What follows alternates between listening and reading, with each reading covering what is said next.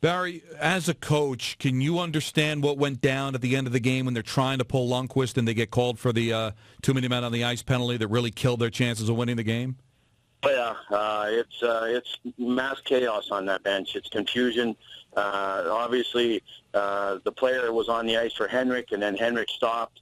Then the player was on. He'd already committed to going on.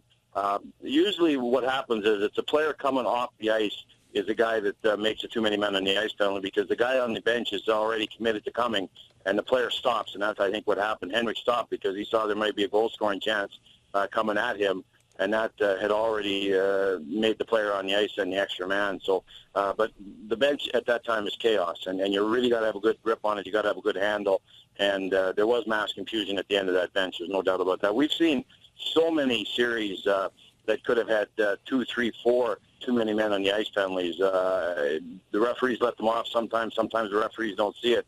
But there's been a lot of that going on in the playoffs so far where there's been bad changes and teams have got caught. And, Barry, 7 straight losses now in Game 2s dating back to 2009. And I know teams change, coaches change, but when you see something like that, what does that tell you? Well, it tells you how hungry Philly was. Rangers got off to the 2-0 start. I think they sort of sat on it after that. And once you do that against Philadelphia, you're toast, because they don't sit on anything. They just keep coming. And Philly started taking the game over.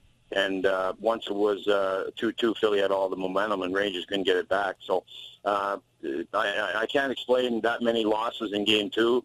It's a real quirk of the numbers. But, you got to Philly came there for one game. They had to win one game. Obviously, they didn't win Game 1, so they had to rebound and win Game 2. They were a desperate team. And as I said, I thought the Rangers slacked off after they made it 2-0, and Philly never quit. So, but again, losing all those games, too, there's no rationale for that. There's no reason. So with Barry Melrose here on the Michael Kay Show, ESPN New York 98.7 FM, and also on Yes. Barry, in the first game, leading into the series, we all expected the Flyers to be aggressive and inflict their will upon the Rangers, and the Rangers didn't let that happen in Game 1. Do you think they let it happen in Game 2?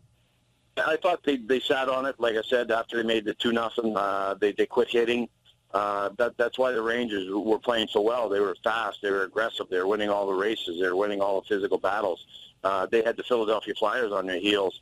And, you get in that prevent defense, and it always comes back to haunt you. You put too much pressure on your goaltender. You play in your end too much. All of a sudden one goes in, then you're really on your heels, and then you try and recapture the momentum and take it over, and you've lost it. You see it happen all the time. But against Philly, you have to be ready for that onslaught. You have to go hit for hit. One of the reasons the Rangers are successful against Philly is they play physical, and they don't take stupid penalties. They don't get caught up in that Philly stuff. You watch Philly play Pittsburgh. They really get Pittsburgh off their game. But the Rangers, for the most part, control themselves very well against Philadelphia. But you got to be willing to go nose to nose with them. If you don't, you're going to get beaten. And as I said, I thought they sat back in the second and third period, and that's why they lost. Barry, you can go weeks without seeing an embellishment penalty, and we saw 2 of them against the Rangers last night. I was watching the Montreal-Tampa game, 3 straight power plays for the Montreal Canadiens, and then it seemed like Tampa was inevitably going to get a power play opportunity no matter what happened. Do you think the officials want to try to, when they can, even things up? So at the end of the day, it doesn't look like it was too one-sided with the calls and the way the game was handled? First off, I hate the embellishment call, and I hate it even worse when they do both, when they give a guy a penalty and the embellishment call. If it's an embellishment call, it shouldn't be a penalty. You can't have the two ways. You can't have a penalty and an embellishment call. So I've always hated that call. I hate it when referees do that. Obviously, when a team gets 4 penalties in a row, I can guarantee you the coach on the bench is saying, guys, don't give the ref a chance to call it. Don't give them a reason to call it tripping or hooking or holding. You can't, because obviously they know the scorecard. They know what they've done. And, at the end of the night, if you see one team with 6 power plays, the other team with none, they're going to take a lot of heat for that. So certainly that happens. And don't forget, there was a real bad call in that Tampa game. That goal that was disallowed, I don't think anyone thought that goal should have been disallowed. I don't think anyone thought that should have been goaltender interference. So they really got a tough break. So you knew the next call was going against Montreal after that happened. Barry, what's your take on Lundqvist? Yesterday after the game, got a lot of people on Twitter saying he's so overrated. And if you look at his numbers in the playoffs, he's 7 games under 500 with the exact same goals against average as he has in the regular season. Do you consider him a big-time playoff goaltender? He hasn't been. I think Henrik's great. His body of work is very good. His international games are very good. But if you want to be classified as Marty Brodeur or Patrick Roy, if you want to be held in those type of lofty places, you got to win in the playoffs. And Henrik hasn't done that. Henrik's been good in the regular season, as good as anybody. Although he struggled early this year.